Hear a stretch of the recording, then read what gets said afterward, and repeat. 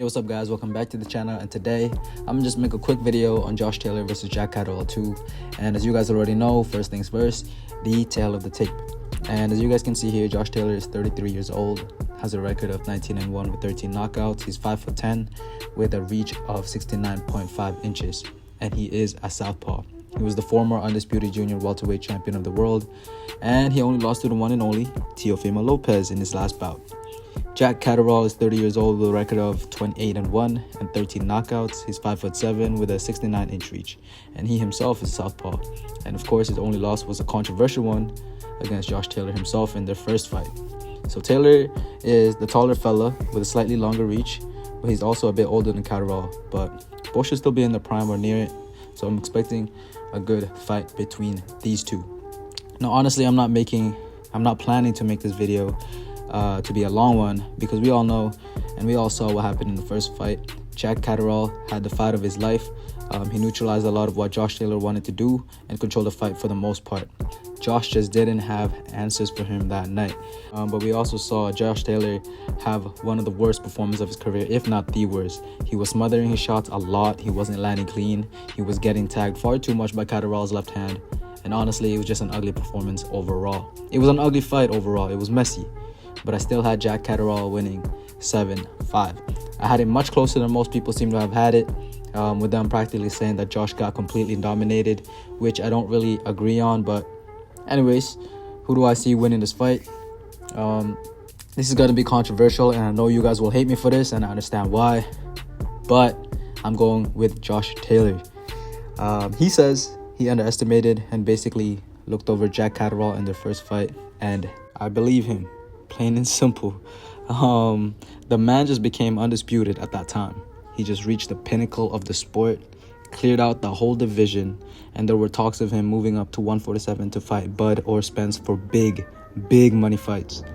And then comes little old Jack for a routine mandatory defense. Taylor at that time was on cloud 9, and he thought this guy Jack was easy work. He overlooked him. He wasn't motivated, and he claims to have trained right, but his mind wasn't where it needed to be. And guys, call me a fool, but I really do believe him.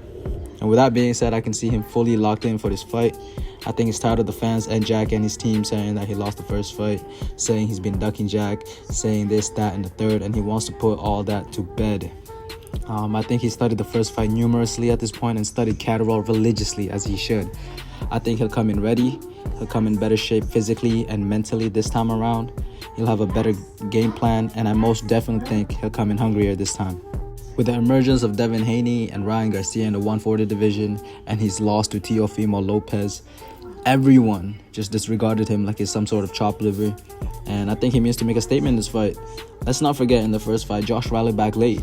When he knew he was down on the cards, the heart of a champion came out, and I expect no different here, except it'll be on full display from the onset.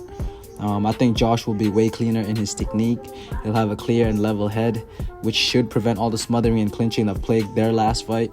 I think this time he won't be surprised at what Jack's capable of, and he'll be better prepared for what's to come. As for Jack Catterall, guys, I don't know, I just feel like Catterall's whole career peaked in the first fight. He had one hell of a night that night. He had a tremendous performance against the undisputed king of the division, and he made a name for himself that night. But it was stolen from him, which is a damn shame. It really is. But with that being said, I just don't think Jack Catterall can improve on that fight as much as Josh can. Josh made so many mistakes in that fight that he can fix and that he can avoid. Jack, not so much. He fought a great fight, so we'll see if he can improve on that or even replicate it. But me personally, I doubt it. There's just something in Josh Taylor that Jack Catterall does not have. To me, I just don't think Jack has that X factor, guys. You know what it is? You know what Jack Catterall reminds me of? George Kambosos Jr. But let's not get it messed up. Kambosos' performance over Teofimo was much better and greater than Catterall's performance over Josh Taylor. But I mean in the sense that Jack Catterall just isn't on that level. And you know what? I think he used up that one special performance to be on that level in the first fight. And unfortunately, like I said, the victory was taken from him. I don't know if he'll have another night like that, guys. I just don't think so. I think he's gonna come out into this fight very confident, maybe even more aggressive to try to win more rounds more decisively. But I just think, just as how Josh was surprised at how good Jack in their first fight, I think Jack will be surprised at how good Josh is in this fight. I think in his head he had him beat in the first fight, and he doesn't believe none of Josh's talk about how that was the worst version of him and all that. And with that thinking, when Josh actually does perform better on May 25th, I think he'll be taken aback, and I think he'll fold. I really do think Jack Catterall will fold. So my official prediction, I actually think that Josh Taylor has a great chance at stopping Jack. I really do. I don't know what it is, just something about his energy makes me feel this way. But I'm gonna make the cautious pick and bet on a decision victory for Josh Taylor. But would I be surprised if Jack beats him even more convincingly than he did in the first fight? No, absolutely not. I don't know what it is, but Josh's face looks really rough for a 33-year-old man. People say it's the drinking and whatnot, so that could very well be the case. And if that is the case, then I'm probably going to be wrong. Just as everyone already says, all signs point to Jack beating Josh. He beat him in the first fight. All of Josh's injuries could play a part.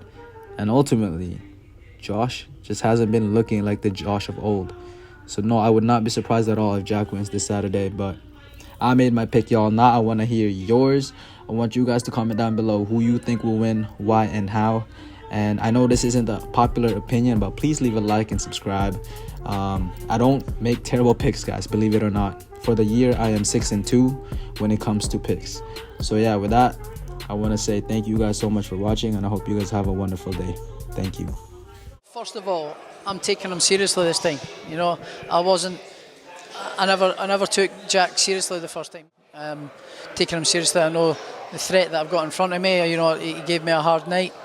I made it hard myself. So yes, I'm fully focused on Saturday.